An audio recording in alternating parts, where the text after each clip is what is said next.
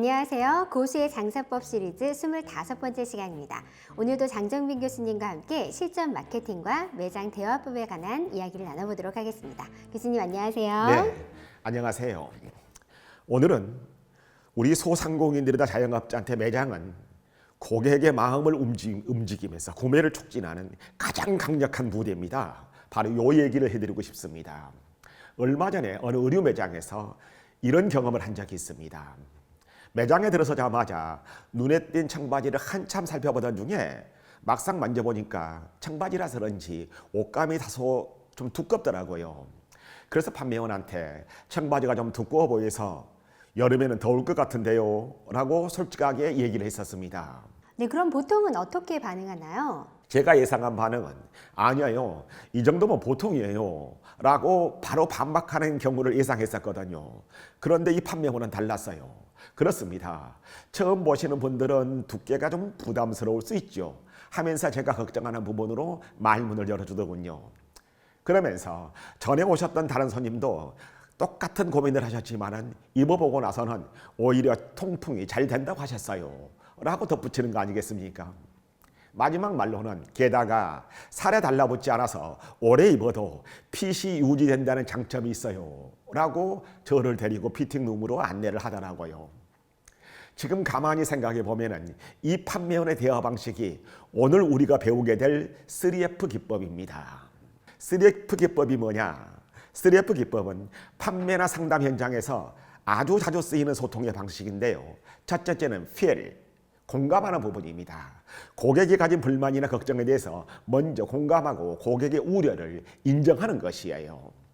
둘째로는 felt, 느꼈다라는 말로 당신뿐만 아니라 다른 고객분들도 비슷한 문제의식을 가지고 있어서 이런 고민을 갖고 있는 것이 당신 혼자가 아니다 라는 점을 전달하게 되는 것이지요. 세 번째로는 found, 찾았다, 발견했다는 내용으로 바로 문제를 해결할 수 있는 구체적인 정보나 방법을 제시하는 것입니다.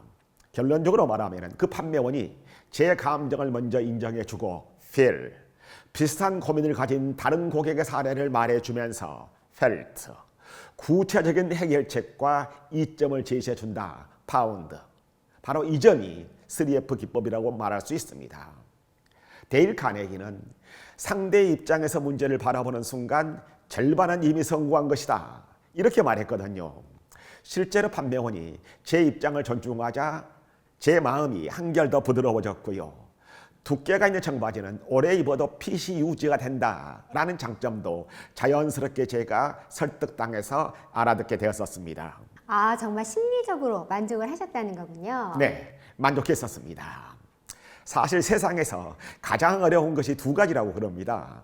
첫 번째는 내 생각을 남의 머리에 넣는 일이고, 두 번째는 남의 주머니에 있는 돈을 내 주머니로 옮기는 일이죠. 그런데 이 판매원은 이 3F 기법이라는 대화법을 통해서 진정성 있는 공감으로 이 두 가지 모두를 성공적으로 해낸 경우입니다. 애플도 직원 훈련 매뉴얼을 통해서 이 공감의 위력을 강조하고 있습니다. 고객의 감정 상태를 이해하고 좋은 방향으로 바꾸려고 노력하되 화나고 불만스러운 고객의 감정을 똑같이 나도 느끼지는 말라. 그게 핵심입니다. 예를 들어 볼까요? 애플 컴퓨터가 너무 비싸다 라고 불평하는 고객에게 고객님이 왜 그렇게 느끼시는지를 충분히 이해합니다. feel. 저도 처음에는 비싸다고 생각을 했거든요. felt. 하지만 자세히 따져보니 내장된 모든 소프트웨어의 기능을 다 감안해 보면 꽤 합리적인 가격이더라고요. found. 이렇게 대응하도록 가르치고 있습니다. 그럼 저희 소상공인이나 자영업 사례도 있을까요, 교수님? 방금 애플의 사례도 그렇지만 우리 소상공인의 사례도 많이 생각해 볼 수 있습니다. 한 수제 음료 카페의 사장 얘기를 들어볼까요? 손님이 이 메뉴 다른 카페보다도 1,000원 정도가 더 비싼데요 라고 가격이 비싼 것을 지적했었어요.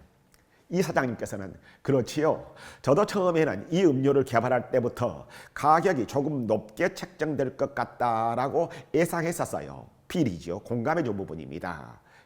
그리고 다른 고객분들도 처음에는 비싸다고 느끼셨었는데 재료가 신선하고 양이 좀 더 많다 하는 점을 알고 나서는 오히려 가성비가 좋다고 말씀하시더라고요. 펠트지요 라며 다른 고객의 경험을 제게 들려주더라고요. 이어서 딸기와 레몬을 매일 아침마다 직접 갈아 넣어서 설탕이나 시럽을 최소화했어요. 그래서 건강하고 신선한 맛을 그대로 유지합니다. 값이 다소 더 나가지만은 이곳에서만 맛볼 수 있는 레시피예요.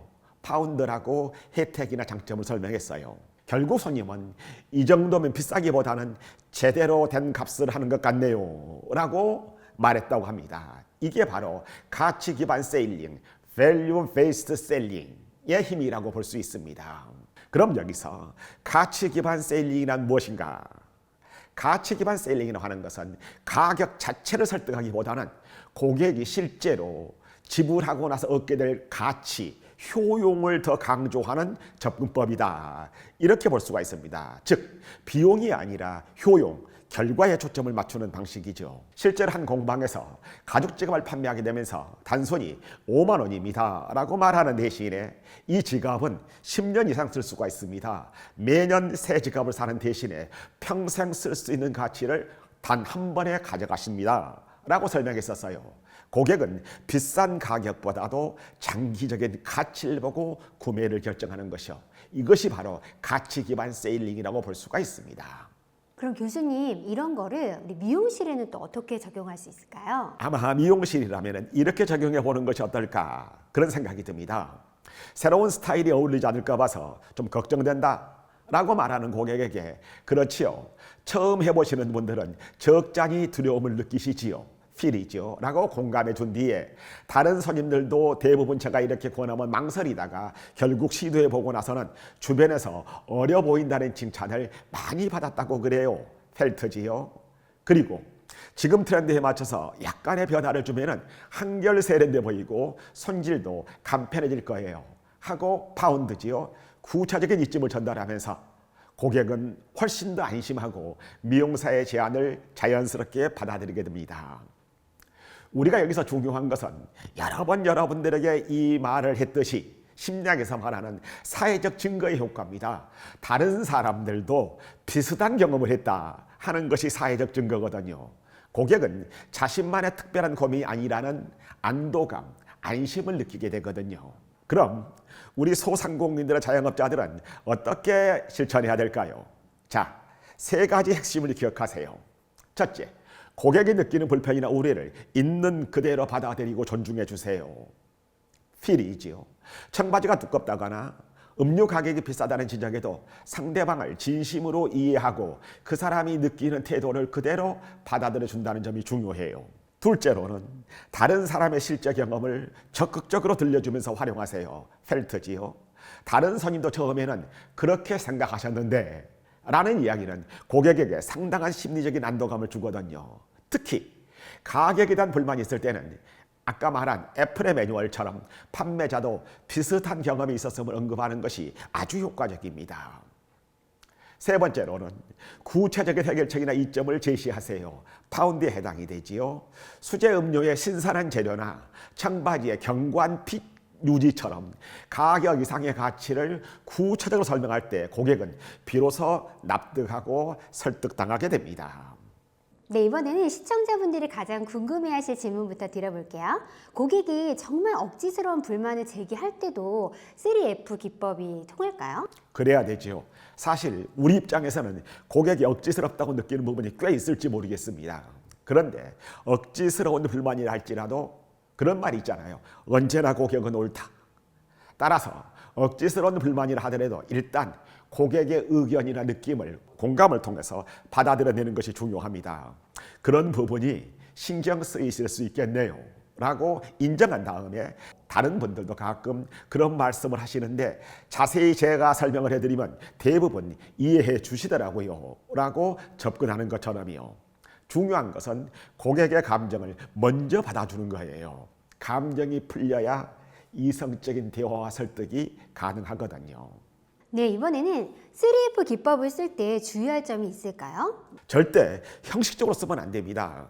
예를 들어서 고객이 이분이 그 흔히 말하는 3F 기법을 쓰고 있구나 라고 고객이 느낀다면 그것은 역효과가 나는 것입니다. 바로 자연스러움이 핵심이에요. 그리고 파운드 단계에서 너무 과장하면 안 돼요. 실제로 제공할 수 있는 가치만 솔직하게 말씀드려야 됩니다. 과도한 약속은 나중에 더 큰 불만으로 우리에게 되돌아올 수가 있거든요. 네, 그럼 교수님 오늘 내용 중에 가장 중요한 포인트는 뭘까요? 바로 공감입니다. 가장 중요한 것은 고객의 말에 반박하는 것이 아닌 공감으로 시작하는 자연스러운 태도입니다. 이 3F 화법은 단순한 고객과의 공감을 넘어서 고객이 불만을 제기하거나 다른 의견을 내놓을 때도 이를 새로운 가치로 만들어내는 기회로 만들어내는 그런 강력한 소통의 도구다. 이렇게 말씀드릴 수가 있습니다. 네, 교수님 이번에는 우리 다음 시간 이야기를 해주시면 좋을 것 같아요. 다음에는 우리 어떤 이야기를 들려주실 예정인가요? 고객에게 쪼잔하게 보이지 마라. 쪼잔하게의 반대말은 너그럽게. 항상 고객을 믿는다는 마음가짐으로. 이 점이 얼마나 비즈니스 마인드에서 중요한가 라는 부분에 대해서 얘기하도록 하겠습니다. 네, 오늘도 귀한 시간 내주셔서 감사합니다. 시청자 여러분, 오늘 배우신 3F 대화법 당장 실천해 보시고요. 저희는 또 다음 시간에 뵙도록 하겠습니다.